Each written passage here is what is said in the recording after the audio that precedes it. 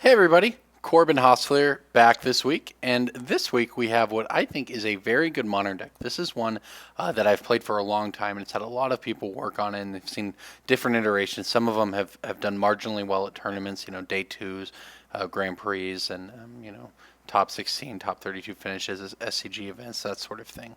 But I think this deck is very good. What this deck is all the turns. so.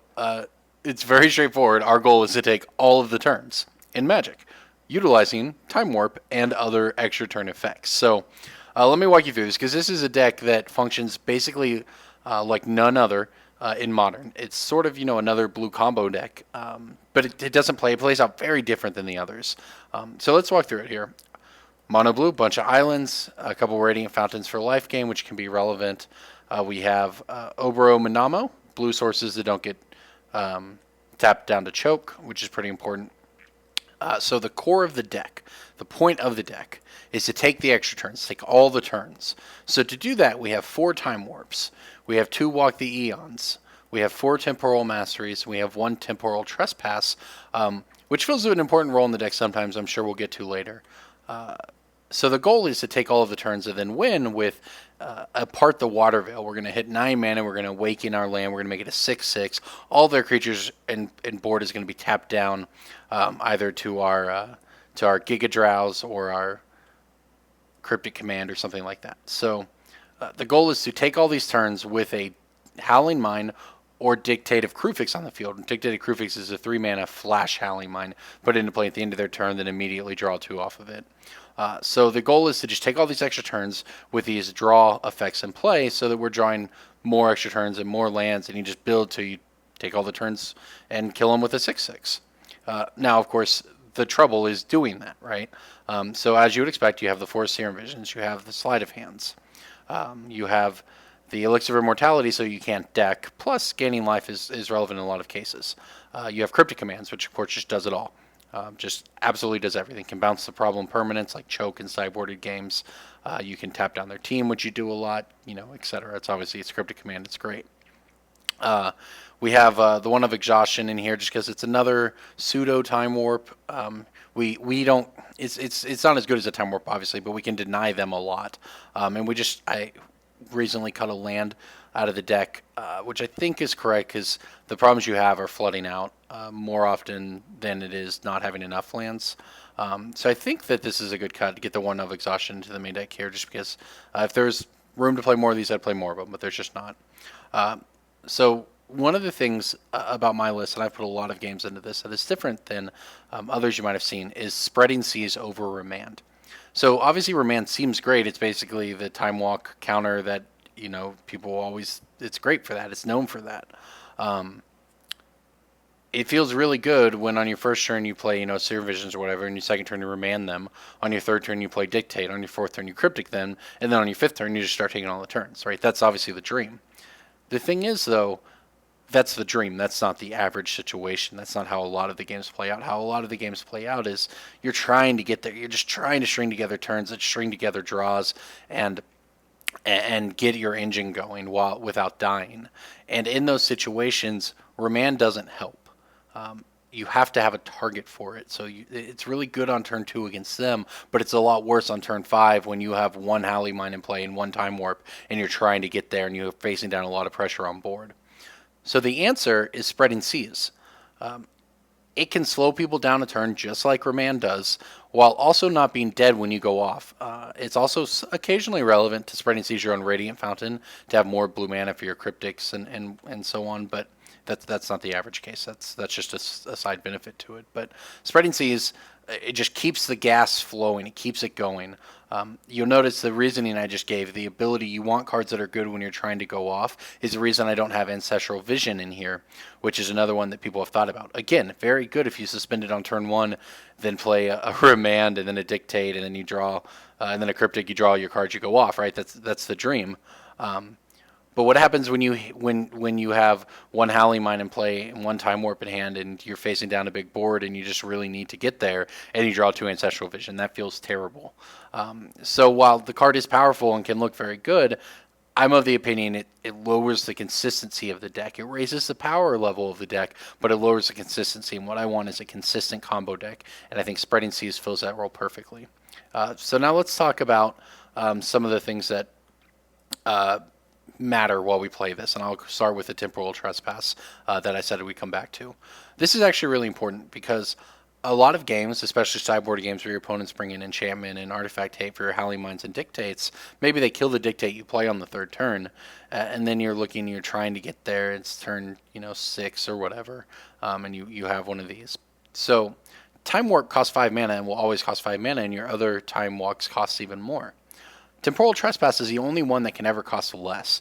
So sometimes you get in situations where you're just cycling your Time Warp. You don't have any extra draws. You're just playing it, try to hit another land drop, put another card in your graveyard. And then, you can hit 6 mana or whatever and pay 4 mana for the Temporal Trespass because of everything you exile out of your graveyard with Delve and play Howling Mine, and then you're able to start trying to go off. So it does play an important role. You don't want more than one because obviously it's horrendous in multiples, but it actually plays an important role in sometimes giving you that push you need when you don't have as much mana because it's only turn 6 or whatever. So other than that, the Elixir of Immortality, this is actually really interesting. Like I said, it gains life, which is good. It keeps you from decking. More than that, sometimes it just filters your draws. If you've managed to play a bunch of land drops and then just you put like 4 Time Warps and a Cryptic Command back into your deck, drawn, you've improved your draw step quite a bit that way, which is it comes up actually, and of course it allows you to loop the Time Warp effects. Just like Walk the Aeons in the late game, you can sacrifice 3 islands to buy it back and keep going off as well. So sometimes you'll have like 8 land in play and like 1 Howling Mine, but you don't have an extra turn. You have Walk the Aeons, so you just cast it. You go down to 5 land by sacking the islands, but then you get to draw 2 more, and you're still going to have this, and you get to get a couple more draws and keep the engine going. And then Giga Drowse, I think, is actually the MVP of the deck. So it's 1 blue, tap target permanent, but has Replicate. When you play this spell, copy for each time you play Replicate. So the incredible thing about this is that it can't be countered because just by the way Replicate works, all the copies of the spell go on the stack. Your opponent can't stop that, just like Storm. So it makes control matchups so easy. If they think they're just going to sit behind counter spells to kill you, well, you just Giga Drowse all of their lands at the end of one of their turns. And it's like, oh, they have a counter spell. What are they going to do? Counter 1 copy of Giga Drowse? It doesn't do anything. You still get all of their lands, which then, of course, allows you to go off. So this card is just so good. Buys you time against aggro decks, too, of course. You can tap down their creatures when you need it. It's like a bad Cryptic Command in that case. But, whatever. Sometimes it's what you need. This card is very, very good. So moving on to the sideboard, obviously as you would expect, hyper aggro is the problem. This deck feasts on control decks, and to an extent mid-range decks, depending on the mid-range deck, but hyper aggro can be an issue. That's why we have the Dragon's Claws and the Sun Droplets to try to work on that. We have another Giga Drowse for the control matchups, the spell for Coco, Chord combos, control decks that have counter spells, etc. Swan Song for the combo decks, so on. Hibernations for the green decks that can get out with mana dorks that make a lot of your plays worse. This is a nice reset button. Laboratory Maniac is what we almost always bring in. I almost always cut something. Sometimes the second part, the Water Veil, will bring this in because the idea is if your opponent has a Cranial Extraction type play where they can name a card and take all the copies out of your deck, or they're gonna Thoughtseize you and then surgically extract something. They can hit your part, the Water Veil. That's fine. They think they've won. You just board in the Laboratory Maniac, and you can just set a game up where you can draw your deck and have this be on the field. And then Whiplash Trap, kind of trying it out. It's like, theoretically, it's okay against Affinity or something, especially on the play, There's good uses to it, to be honest. I don't know how great it'll be, but we're trying it out. So one of the other things that my deck does not have that some others do is Thassa. And Thassa is sort of this alternate win condition people put in the main deck because you're going to hit the Devotion. It's going to be a creature. It's indestructible, right? So that's, that's a step up on part the Water Veil in that sense. My issue with it is that, and you get a Scry, and that's tangible as well. My issue with it is that the problems, the the deck runs into or against hyper aggro. And Thassa is a very bad card in that situation. You're never going to block with it. You're going to tap out for it on turn 3 when you want to be tapping out for exhaustion or dictate, or just setting up your hand with with the cycling spells or C's or whatever, right? But instead you're going to have this Thassa you're going to play. It's not going to affect the board, and you're just going to die. Those other decks, the mid-range decks, control decks, yeah, it's great there, but our deck's already really good in those matchups, so I don't want it.